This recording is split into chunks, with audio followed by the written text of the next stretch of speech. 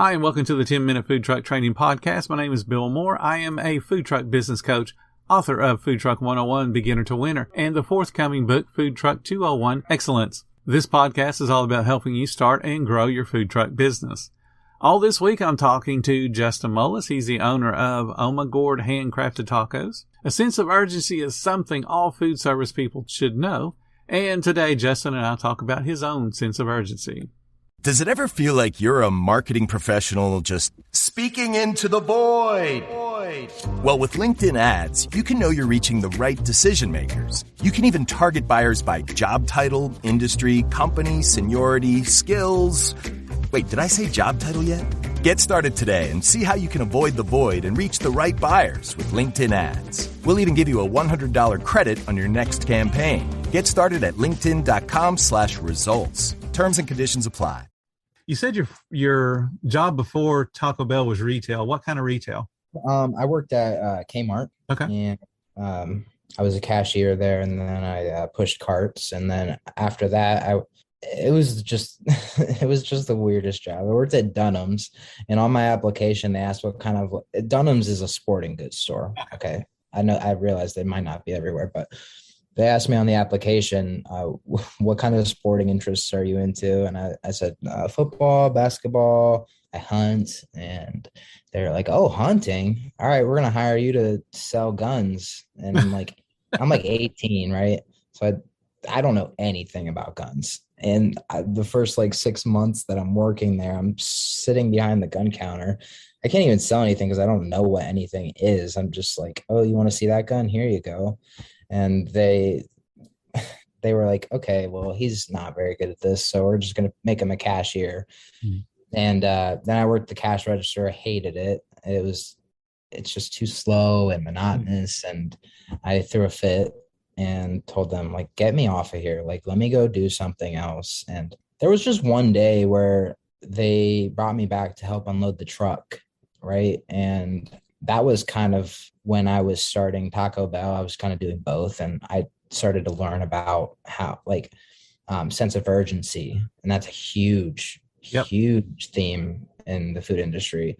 I was back there just unloading pallets so fast. And I'm thinking back now, it's like, man, why didn't they just give me a chance to do that? I could have been way more productive. And that's neither here nor there. But yeah, that's kind of where my retail experience was, and I'll let it die there. I'm never doing that again. It's amazing when you actually work in retail and then work in restaurants. You would think they're going to be similar, but they're not even close. Mm-hmm. I did a little bit of retail. I had somebody approach me. They wanted me for my restaurant expertise because they were a convenience store that's getting ready to start, fried chicken and that kind of thing. So they wanted somebody with a food background to come in and help them become good at doing food. Part of the process was for me to go through their training of their staff. And, the first thing that they're teaching you, the register was easy. Just, scan this, ring it up, tell them the total, no big deal. But they also taught you on the very first day that everybody that comes in here is a potential thief. And they're showing you videos on how people shoplift, and they're showing you videos on how the vendors, what they can do to short you on the merchandise so you're not getting the full order, whatever you're paying for. And they're showing you all these different things. And I'm like, do you realize what that does to you mentally? You're being told that everybody that comes in here is a criminal. So how are you going to treat somebody that you think's a criminal? You're not going to be friendly. You're not going to be outgoing. You're going to be watching their every move. And, well, that's suspicious. They turned around. They're turning their back to me. What are they putting in their pockets? It was just, I couldn't believe that's how they taught people. And I told them, if you want people to sell food, they can't assume everybody that comes in here is a thief, because they're going to treat them like they're a thief. That's not hospitality.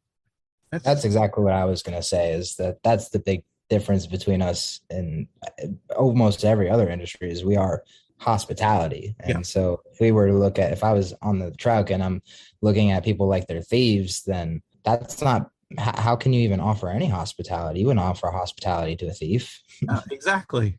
Horrible. Yeah, I always thought that was just so dumb that they did that. We'll get back into your vending career. From the moment that you had the idea, how long did it take you to get into that market stall? Did you say it was a month or was it longer? It was a month.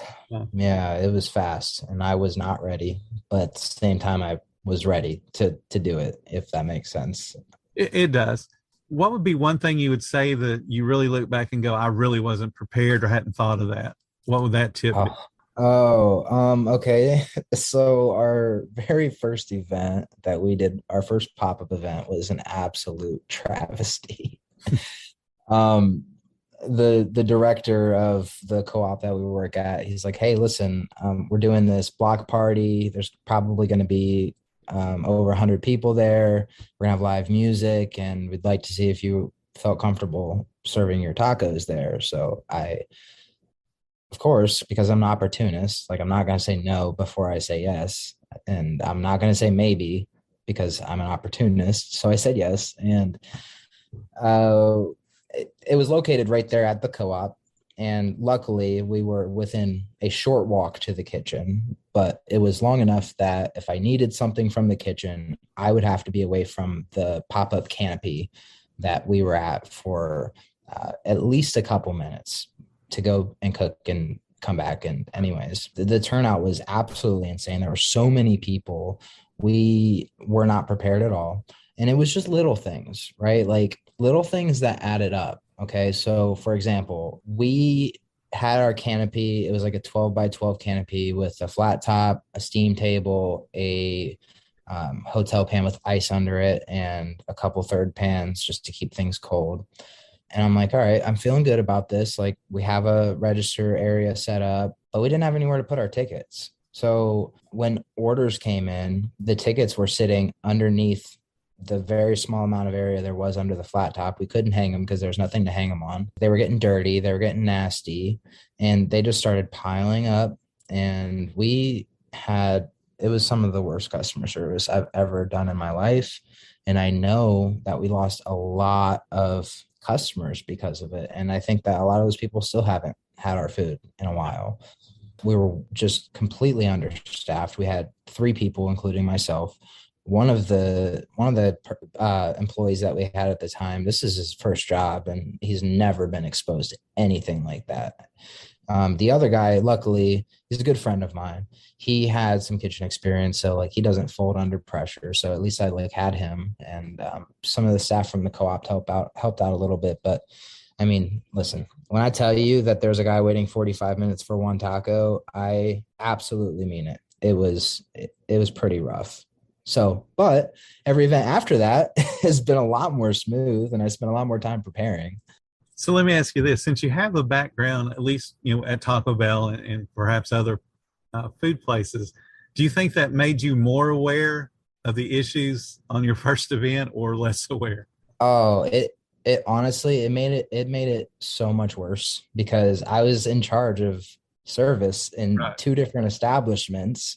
And so when you're in charge of service, you look at it from both, you look at it from the customer's perspective, and then you also look at it from the business's perspective. Right. And so a lot of people who are around are like, man, you guys are slam. Like, that's awesome. Like, that's so cool.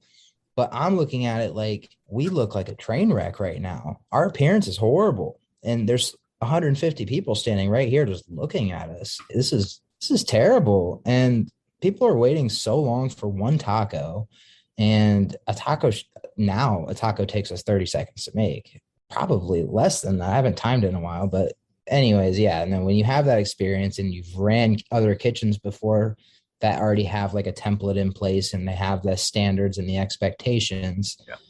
and then you go out and perform like that, nobody is going to be more aware of how bad it's going than you. And it was horrible. It was so bad. I know. I've had many of those experiences, sad to say, because especially when you do a catering, like you said, they're similar, but they're all different. And you always bite off a little bit more than you can chew sometimes, because you want to be, just like you said, an opportunist. And when they say, can you do 900 or 1100? Heck yeah, I can do them. And of course, in the back of your mind, you're going, how am I going to do this? How am I going to pull this off? Sometimes it works well, and sometimes you just kick yourself. Go, yep, I should have done this better. So out of all the products that you sell, what would you say is your one signature product? Our signature product is our sweet potato taco, which you can get it as a taco, a burrito, or a bowl. And we also do crunch wraps now. Shout out to my Taco Bell days. Yeah. That's kind of where I got that from. It was one of the original items that we had on the menu. The rest of the menu that we had when we first started, those items didn't really stick, and they've been replaced with better items. But the sweet potato taco is, I mean, it's just so much, it's so wonderful. And it sounds interesting. Describe it to me. What's on it? Oh, it's so colorful and fresh. So the way we do it is we hand press our tortillas. We start with guacamole that we make fresh, and then we put beans on it, black beans that we soak overnight, and we season it with a bunch of different spices. And then sweet potatoes, and we roast our sweet potatoes in the oven. We don't fry them just because we want them to be a little bit lighter. And then we put a Mexican slaw over top of that, which is a combination of red and green cabbage. So you're getting a lot of different colors from the guacamole, the beans, the potatoes, and then the slaw. And the slaw is tossed with a vinaigrette that we make out of agave and a few other things. And then we just put and here's the variable that I think makes it all worth it. We have a barbecue sauce that we make, and it's kind of like jumpy. It's got a lot of vinegar in it, and we offset that with some brown sugar and a few other different spices, and it's got a lot going on, but it ties everything together. And yeah, it's beautiful. It's a beautiful taco. It's a beautiful burrito. It's a beautiful bowl. And I've had people tell me all the time, like, I do not eat like this. This is not something I would ever be like, hey, I want a sweet potato taco that's got barbecue sauce on it. Like, but everyone loves it. So outside of the beans, and there's no protein on that at all. Just the beans, yeah.